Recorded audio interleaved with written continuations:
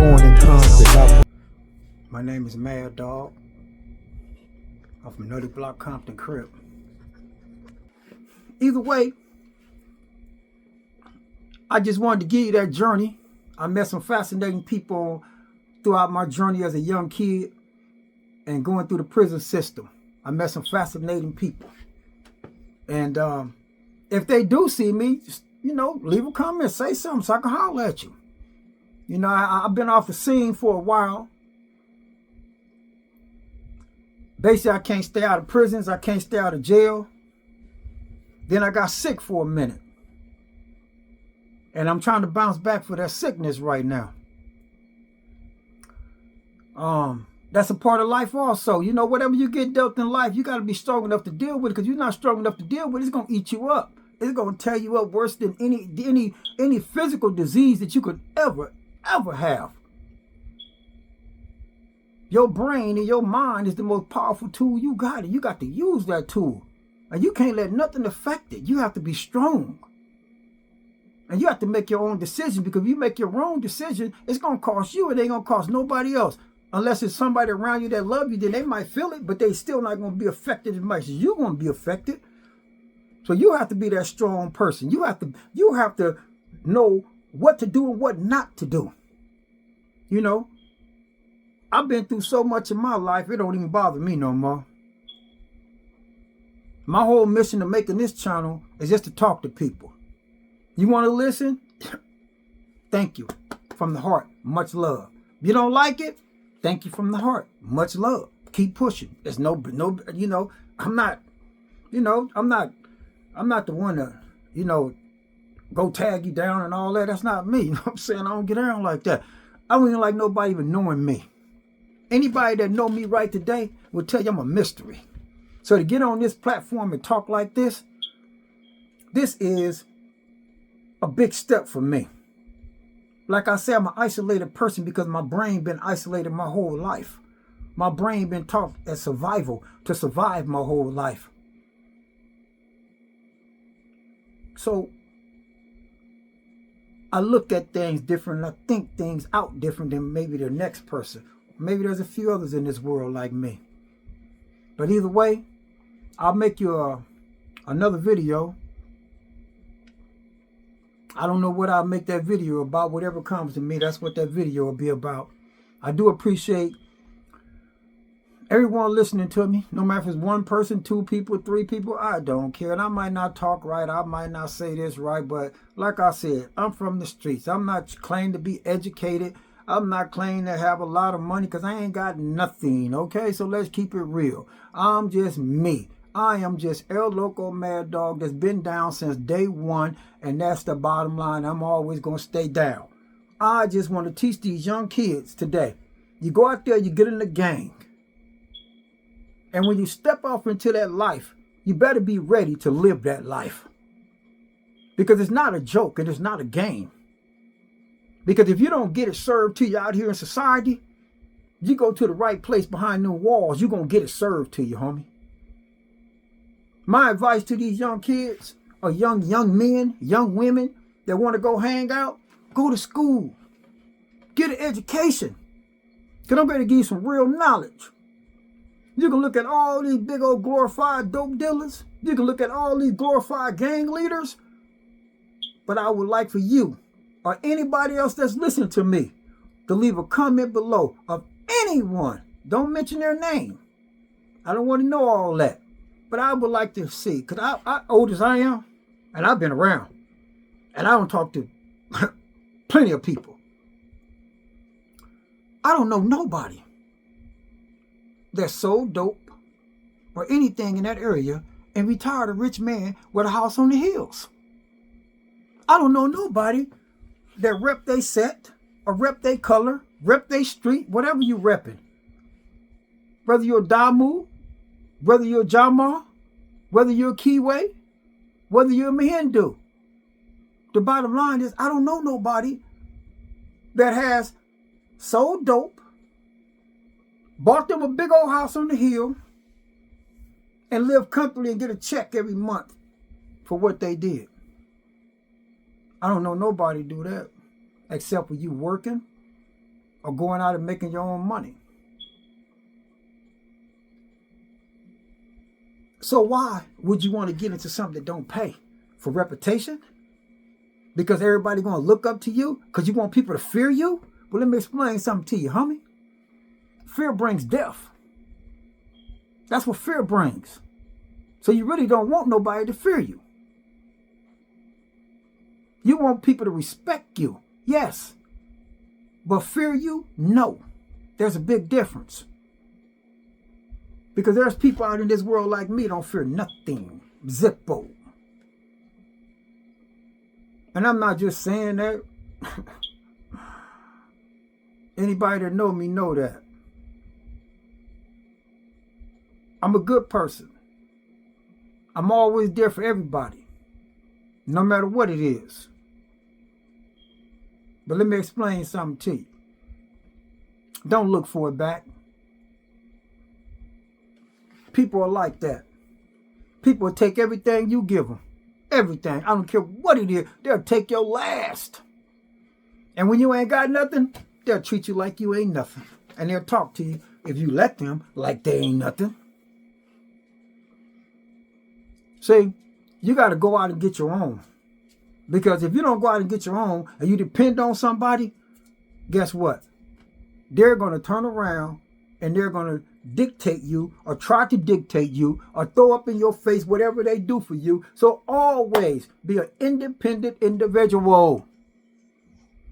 And you can't be independent when you join a gang. Because a gang give you orders, you got to follow those orders. If you go to the mall right now, you walking with your homie and somebody disrespect your homie, you ain't going to just stand there. You're going to get out with him. You got 2 kids at home and you got a wife at home, homie. So now you locked up. Who taking care of your 2 kids? Who taking care of your wife? You think your homie's going to go knock on your door and go, hey, man. You know, I'm going to take care of these kids. I'm going to do that. And if they did, that's only going to last for so long. I'll tell you that off the top. I did years and years and years. Wasn't nobody there for me. My family would send me $20, $30, $40. I was lucky if I got $50. And that's how I survived. Because when you go to jail, you got to survive. And that's why I say, don't let nobody lead you into that dark pit, because it's a dark pit. Don't think jail is exciting. Don't think jail is this. Jail is a mental challenge. Jail is a stressful box. That's what you call jail, stress box, because that's all it is. All you do all day long is sit at the look at the walls and count the cracks in the walls. And especially you go to a SHU program. And if you don't know what a SHU program is, called Security Housing Unit. And I had an indeterminate SHU program. I caught my case, another one, in Old Folsom with my South Central homie. If you're looking at this, you know who I'm talking about. I ain't going to throw no names out there, but he know who I'm talking about. And I'll back all mines up. I ain't got nothing to lie about. That's not me. If I ain't going to come at you real, I'm not coming at you at all, because that's what it's about. See, when I was young, I was misled. And that's why my mission is to teach these youngsters or try to help somebody to say, hey, man, you know what? Stop. Stop doing that. Don't do that. Don't do this. That's my mission. And if you listen, you listen. If you don't listen, that's on you, homie. Because I'm not here to twist your arm. I'm not here to choke you out. I'm not here to break your jaw. I'm not here to do none of that. I'm just here to talk to you man to man or gangster to gangster, however you want to put it. Do something for your kids. Do something for your wife. Do something for your woman. Do something for yourself. Leave them dudes alone. Stop hanging out there with the homies and all that. What that's going to get you? They ain't going to get you nowhere. First thing going to happen is you're going to go to jail. That's if you're lucky. If you're unlucky, you're going to be buried 6 feet in the ground like thousands, hundreds of thousands of other gangsters that thought they couldn't be touched. Everybody get caught slipping. And everybody go one day. But you can rush it also. And people don't understand that. Live your life. Make your money. Water your grass. Enjoy the clear blue skies up there. Because let me explain something to you. For years and years and years, I didn't even know what ice cube was. I didn't even know what a cold water was. All those little things that you grow up, when you're locked up in a prison, you don't get those. I didn't get cold water. I couldn't get up in the middle of the night and go get me something to eat. When I drank water, I had to press the button in the faucet in the cell and drink it. That's what I did. Put my hand up under there, drink it, whatever. Then sometimes you go days without water. Because they'll turn the water off in the back of the unit because they're going to do a cell searches or whatever, or tear the whole unit up. They don't want you flushing nothing, so they turn the water off in the back of the chase. So it might be off for 2-3 days till they get around to your unit. Now guess what? You got feces, pee, everything built up. But the most important thing is you ain't got no water to drink. And they ain't going to bring you no water. Come on, man. Please, you in prison. People must don't understand. In prison, all your freedom, all your rights are taken away. You're told when to do everything. And if you don't listen, then you're going to end up in the shoe like me, or end up in the hole, whatever you want to call it, like me. Because I didn't like to take orders. And one thing I damn sure wasn't going to do is squat down and let you look at my butt. That's not going to happen. I don't care what kind of cop you're. I don't care if it was the day if I got her. You're not going to look at my butt. That's humiliating. Every time you come back from court, visit, whatever, you got to get undressed. As soon as you get undressed, first thing a cop tell you is bend over, squat, and cough. Sometimes they'll tell you pull your cheeks open. Man, please. That's what got me. I used to see the hardest core gangsters bending over, spreading their damn cheeks and coughing, or squatting down and coughing. Why would you do that? Just because you incarcerated and you got an authority figure asking you or telling you to do that doesn't mean you have to comply with it. I didn't comply. Yeah, in the beginning, I did comply with it like once or twice. Don't get me wrong. I think when I first got to the county jail, after that, this guy was walking, the cop was walking down, and I saw he had everybody bent over at one time. Like 25 buttholes. Spread it out. And there's like 3-4 of them behind, right? All of them got flashlights. You facing the wall. You don't know what they doing behind you. All of them got flashlights walking down the line, shining them up people's butt cracks. When they did the first person like that, I was toward the middle. And when they did the first person like that, I stood up. They had my clothes behind me. I started grabbing my clothes. Dude told me to get back in line.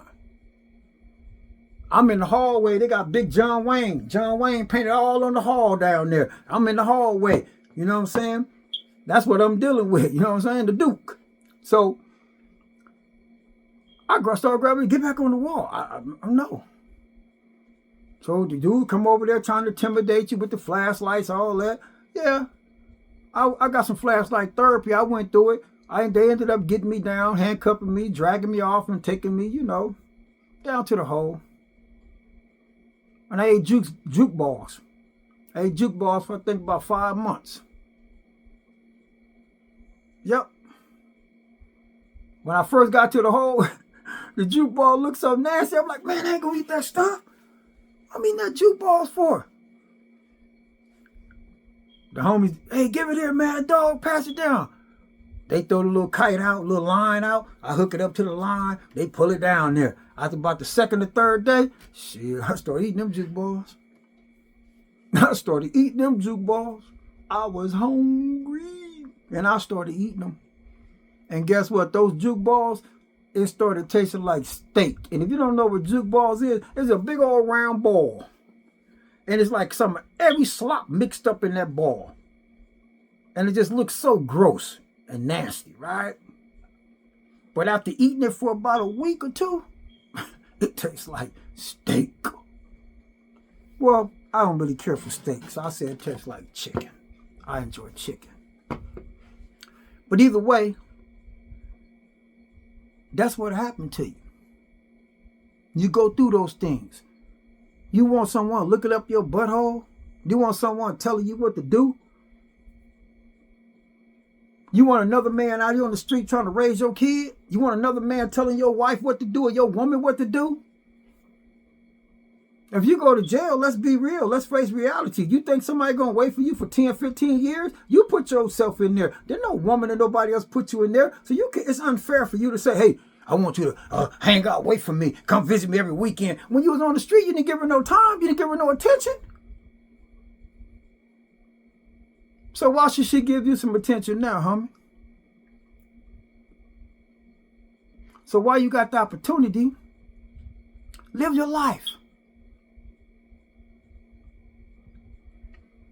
I don't think my life will ever be put back together. It's not going to happen. It's not going to happen. I've been through too much in my life. I've experienced too much in my life. And I'm damaged up here. I have a lot of damage in my mind. I don't know if I could ever be the same again. When you go through the things and you see all the deaths that I've seen, it's hard. I ain't never had nothing in life.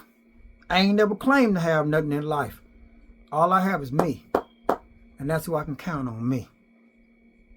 And that's all I got is me. See, what prison did,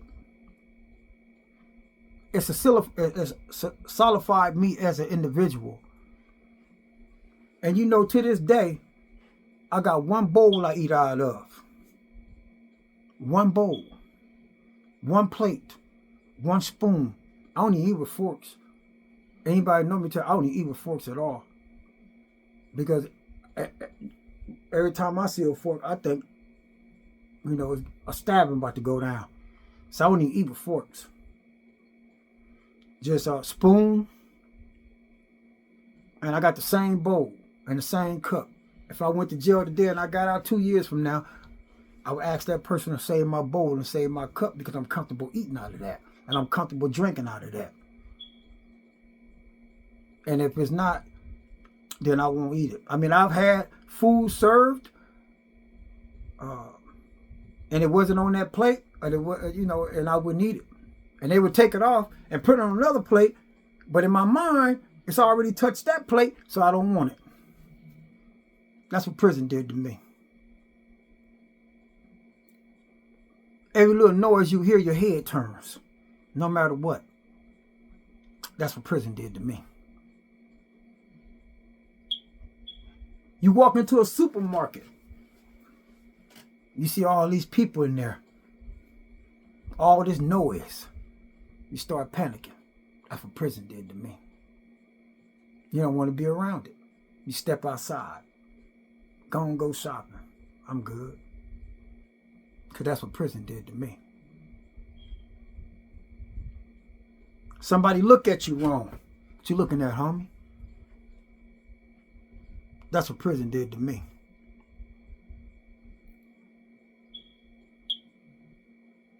Somebody might even say something. It might even be disrespectful. But in prison, it's disrespectful. But out here in society, it might not be. But the first thing you do is bop them upside their head. If it's very disrespectful. If it's somebody, you know, not very to yourself, you might talk to them, you know. But that's what prison done to me. I can't say what prison done to anybody else. I can only tell you what prison done to me. And prison messed me up. It's a struggle in life. Every day is a struggle, believe me. Every day is a struggle. See, doing years and years and years in prison, and when I got out of Pelican Bay, they gave me $200. Now you think about that. I don't care if you did 1 year, 25 or 27 years. Bottom line is, they give you $200. Load you up on a van, take you to a train station, and they wait there. You buy your ticket and they wait there till you get on the train or you get on the bus, whichever prison you at. So by the time you get from Pelican Bay, which is Crescent City, which is close to Oregon, right? You got to go out on big old redwood trees and all that stuff, right?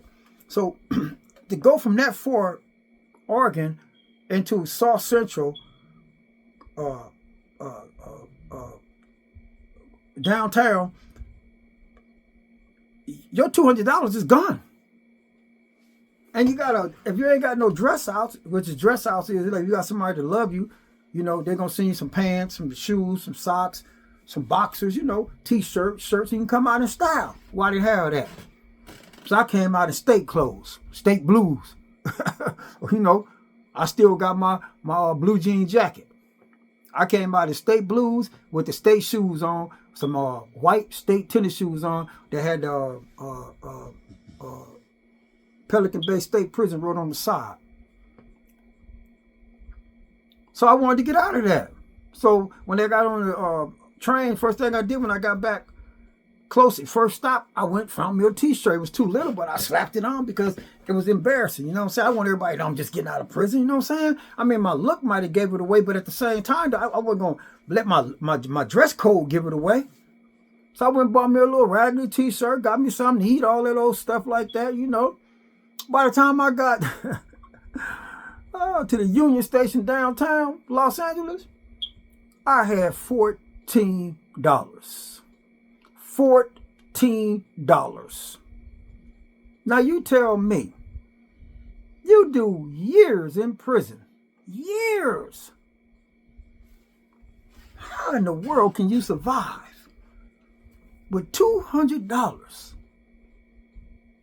No education, no job training, no reform at all. Just stored away, locked away, and bustled from prison to prison like cattle. See, because every time you transfer from the county or go to court or from prison to prison, they get paid for that. They get paid for every head. They get paid by the miles.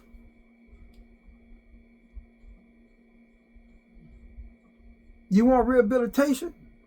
You grab a book. You read it. You study it. You got to do it yourself.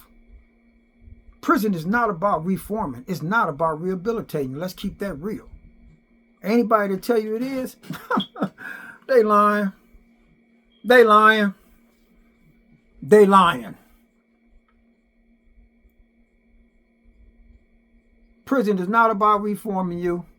As soon as you get to prison, you learn how to kill. You learn how to survive. You learn how to stay alive. You learn the tricks and the trades because that's what's going to keep you alive. You learn the ins and outs. You learn who's who. Who's the man for every car. You learn the rules, what to do and what not to do. You learn to exercise and discipline yourself. You learn to become a soldier. That's what prison teach you. It don't reform you. To me, be honest with you, I'm going to keep it real. Prison make you worse. Yeah, you get wiser because you get older. But you don't have to go to prison to get wiser. You don't have to go to prison to get older. You don't have to go to prison to do none of that. Because if you would have stayed in society, you might have been a little bit more wiser. Prison don't teach you none of that. Only thing prison teach you, you got to survive in here. If you got a best friend on the street right now, and he might be a Mexican, you can't even talk to the dude.